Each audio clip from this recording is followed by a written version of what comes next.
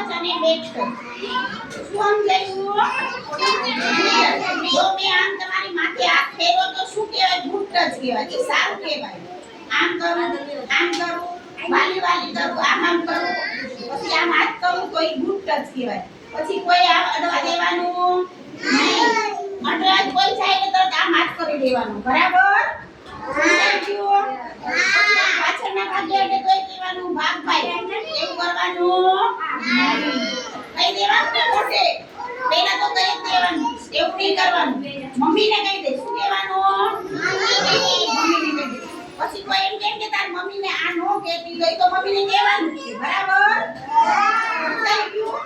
જો અહીંયા આવો ને તો મને કહી દેવાનું. ઘરે હોય તો મમ્મીને કહી દેવાનું. આપણે પાડોશમાં રમવા જાવી કે ઘરમાં કે ગમે ના કોઈ આપણને આમ પાછળ અડે આગળ અડે તો આપણે મમ્મીને કહી દેવાનું. બરાબર? સમજાઈ ગયું બધાને? એટલે સ્કૂલે જાઓ, ઘરે રમવા જાઓ, આંગણવાડી આવો, કોઈ રસ્તામાં હોય તો આપણે કોઈ બી તમને એવી રીતના અડે એટલે મમ્મીને કહી દેવાનું કે મમ્મી મને આને આ રીતના અડ્યું એટલે એનો વારો પડી જાય. બરાબર? મમ્મી તમારા પોલીસ કહેવાય ને?